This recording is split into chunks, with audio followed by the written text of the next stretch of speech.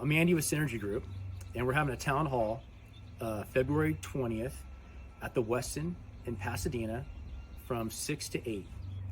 And our goal is to share data that we collected from the Tubbs fire up in the Santa Rosa area with 847 different landowners and families, and walked through what they were dealing with, what their insurance was. We helped read their insurance for them and explained it to them. And we gave them the red flags, what they have to really make sure they address and stay on top of. And we want to go down there and share all what we've learned with you guys. It's unfortunate that you guys are in this situation. You didn't sign up for it. Nobody up north signed up for it. And so we feel obligated as a community to go down there and share specifically what we all went through and all the data.